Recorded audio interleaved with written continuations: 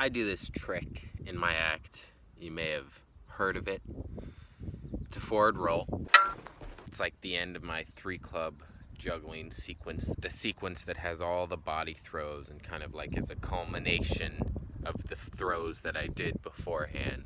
It's somewhat complex for a non-juggling audience, and putting the high throw with the forward roll at the end of it gives the audience a nice like big image to end that sequence on. You know, it gives them a big kapow as an ending for that sequence. And I really like doing it.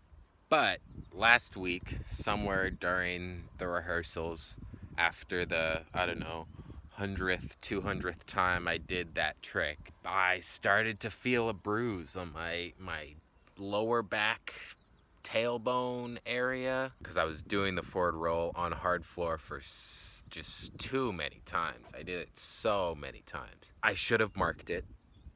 I know that now.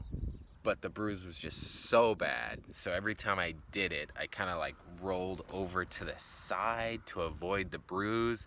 And that ended up just like making my muscles a little too one-sided. I was like taking a lot of impact on this shoulder and this hip, which brought back like an injury that I had maybe 4 or 5 years ago with my shoulder, where it was having trouble lifting it up in certain ways, and it was giving me a bad headache. So that obviously was not the solution. I just thought, you know, in the show it's going to be fine. I'll just lay off of it until we do the show. But once we do the show, the adrenaline's going to be pumping. I'll just do it. It'll be great. I won't even feel it. I was wrong about that. I was very, very wrong. I did one forward roll, and like, I swear there was a single tear coming out of my eye. It was so painful. Probably the most painful thing I've ever experienced was a stupid forward roll. Like, I hit that bruise so hard, I literally had trouble walking for the rest of the night. So I get off stage, and I'm just like, no, I will never be doing that again. I need to find a solution tonight. I thought I was going to be able to do the weekend and then find a solution. I need to find it tonight. I will not be doing that again tomorrow.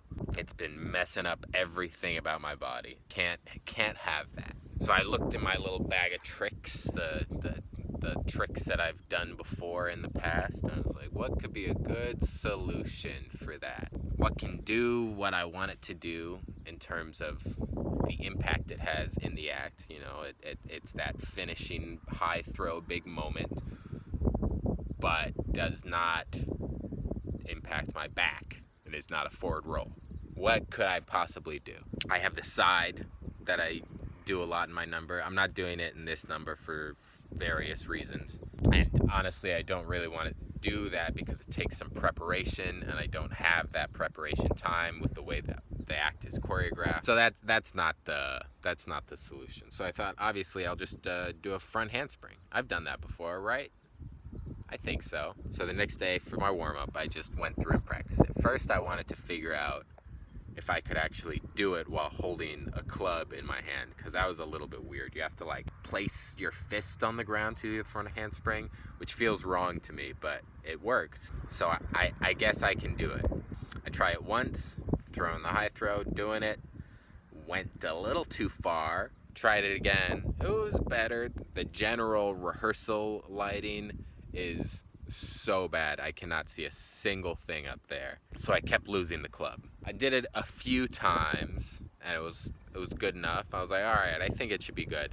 I tried it all together, putting it with my 3-club sequence just to make sure that it flows nicely. I needed a few more throws in there, but I think it's fine. It's not gonna really change that much. So did it a few times. It's ready for the show. I put it in the show that night, and it went great. No drops. Fantastic. I'm never doing a forward roll again. I just don't need it.